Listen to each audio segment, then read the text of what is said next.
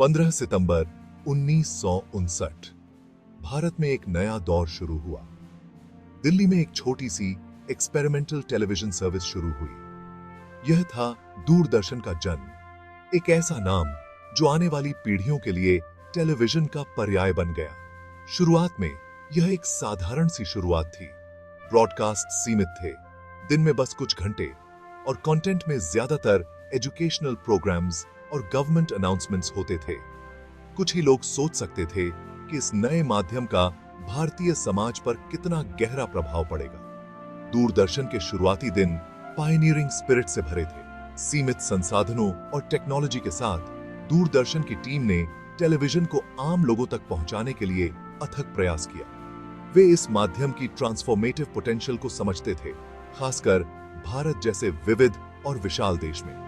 उनका मानना था कि टेलीविजन शिक्षित कर सकता है, मनोरंजन कर सकता है और देश को एकजुट कर सकता है।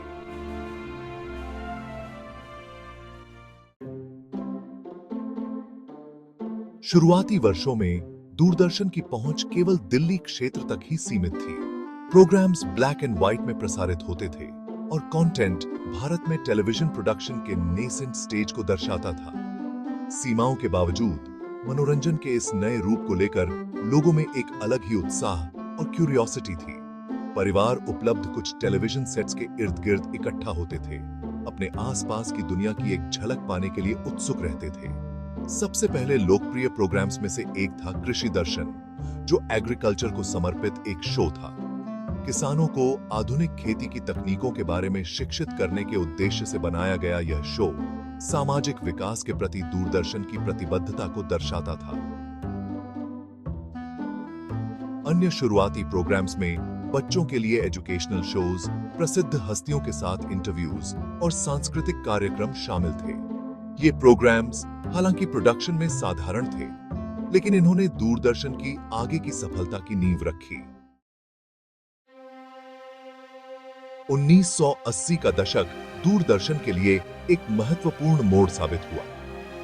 1980 में भारत द्वारा आयोजित एशियाई खेलों के साथ कलर टेलीविजन का आगमन हुआ, जिसने भारतीय घरों में रौनक ला दी। दूरदर्शन ने क्षेत्रीय केंद्रों की स्थापना और कई भाषाओं में प्रसारण करके देश भर में अपनी पहुंच का विस्तार किया। इस युग में ऐसे आइकॉनिक शोज का जन्म हुआ जिन्होंने पूरे देश की कल्पना पर कब्जा कर लिया। रामायण और महाभारत जैसे मिथोलॉजिकल एपिक्स कल्चरल फिनोमेना बन गए। प्राइम टाइम के दौरान प्रसारित होने वाले इन शोज का भारतीय समाज पर अभूतपूर्व प्रभाव पड़ा। इनके प्रसारण के दौरान सड़कें खाली हो जाती थीं और किरदार घर घर में पहचाने जाने लगे थे। इन शोज ने भारतीय पौराणिक कथाओं में रुचि को पुनर्जीवित किया और दर्शकों के बीच साझा सांस्कृतिक पहचान की भावना पैदा की।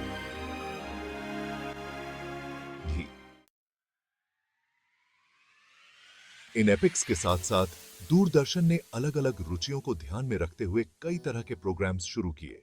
हम लोग, एक सोशल ड्रामा, ने परिवार नियोजन और महिला सशक्तिकरण जैसे मुद्दों को संबोधित किया, जबकि ये जो है जिंदगी जैसी कॉमेडीज ने हल्का फुल्का मनोरंजन प्रदान किया। दूरदर्शन भारतीय जीवन का एक अभिन्न अंग बन गया, दुनिया के लिए एक खिड़की और भारतीय समाज का प्रतिबिंब। राष्ट्रीय नेटवर्क तेजी से फैला, देश के दूर दराज के इलाकों तक भी पहुंच गया। दूरदर्शन एक एकीकृत शक्ति बन गया जो विभिन्न क्षेत्रों, भाषाओं और पृष्ठभूमि के लोगों को साझा देखने के अनुभवों के माध्यम से जोड़ता था। इसने राष्ट्रीय एकीकरण को बढ़ावा देने और साझा राष्ट्रीय पहचान की भावना पैदा करने में महत्वपूर्ण भूमिका निभाई। Section 5, the rise of competition. 1990 के दशक ने भारत में उदारीकरण और वैश्वीकरण के युग की शुरुआत की। प्राइवेट टेलीविजन चैनल्स के आगमन के साथ दूरदर्शन को पहली बार प्रतिस्पर्धा का सामना करना पड़ा। मीडिया लैंडस्केप में नाटकीय परिवर्तन आया, जहां दर्शकों के पास अब ढेर सारे चैनल्स और प्रोग्राम्स तक पहुंच थी। एक समय में टेलीविजन मनोरंजन का एकमात्र प्रदाता, दूरदर्शन को इस नई वास्तविकता के साथ तालमेल बिठाना पड़ा। प्रतिस्पर्धा के शुरुआती वर्ष दूरदर्शन के लिए चुनौतीपूर्ण थे। प्राइवेट चैनल्स अपने बेहतरीन प्रोडक्शन वैल्यूज और मनोरंजन पर ध्यान केंद्रित करने के कारण जल्दी ही लोकप्रिय हो गए।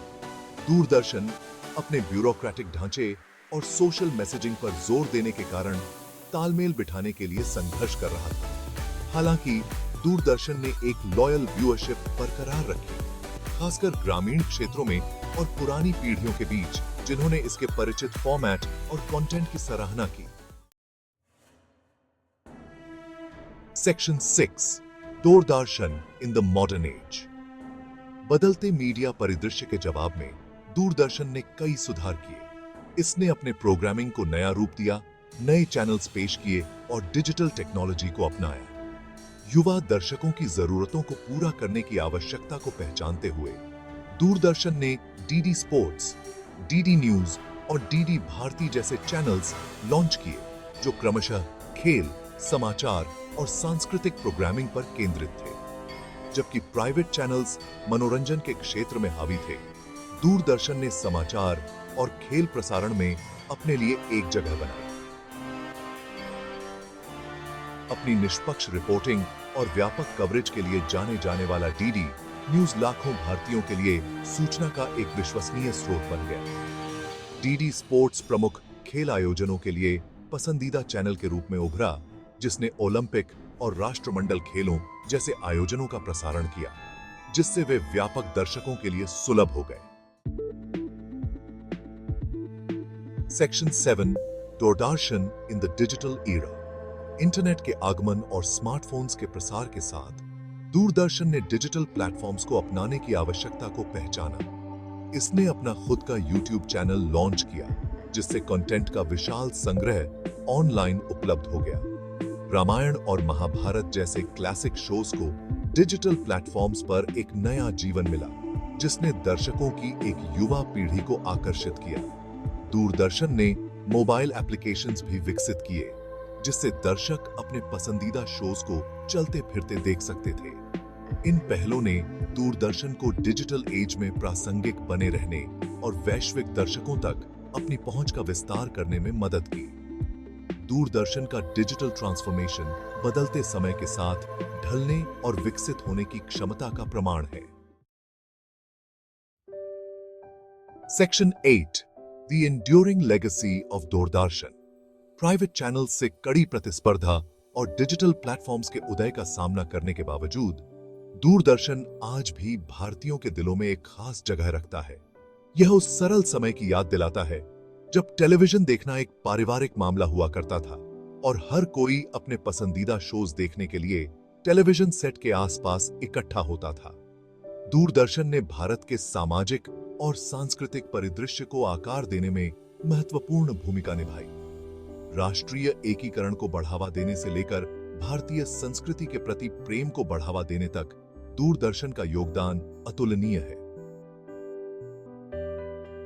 इसकी विरासत मनोरंजन से कहीं आगे तक फैली हुई है, क्योंकि यह जनता को शिक्षित करने, सामाजिक मुद्दों के बारे में जागरूकता बढ़ाने और दुनिया के सामने भारत की समृद्ध सांस्कृतिक विरासत को प्रदर्शित करने में सहायक रही है। आज भी दूरदर्शन एक शक्तिशाली माध्यम बना हुआ है, जो देश भर में लाखों दर्शकों तक पहुंचता है और टेलीविजन की एकीकृत शक्ति की याद दिलाता है। Section 9, conclusion, Doordarshan's impact and future. एक सिंगल चैनल ब्रॉडकास्टर से मल्टी चैनल डिजिटल प्लेटफॉर्म तक का दूरदर्शन का सफर उसके लचीलापन और अनुकूलनशीलता का प्रमाण है। हालांकि यह अब उस एकाधिकार का आनंद नहीं ले सकता है जो एक समय पर था। दूरदर्शन भारत के मीडिया परिदृश्य में एक महत्वपूर्ण भूमिका निभाता है। जैसे जैसे भारत डिजिटल एज को अपना रहा है, दूरदर्शन दर्शकों की एक नई पीढ़ी से जुड़ने के लिए अपने विशाल कंटेंट संग्रह और अपनी व्यापक पहुंच का लाभ उठाने के लिए अच्छी तरह से तैयार है। दूरदर्शन की कहानी भारत की अपनी यात्रा का प्रतिबिंब है। परिवर्तन, अनुकूलन और प्रगति की यात्रा। जैसे जैसे दूरदर्शन का विकास जारी है, यह राष्ट्र को सूचित करने, शिक्षित करने और उनका मनोरंजन करने के अपने मूल मूल्यों के प्रति प्रतिबद्ध है। आने वाले वर्षों में दूरदर्शन भारत के मीडिया परिदृश्य में एक महत्वपूर्ण शक्ति बना रहेगा, जो पुरानी यादों और नवीनता के अपने अनूठे मिश्रण के माध्यम से दर्शकों से जुड़ता रहेगा।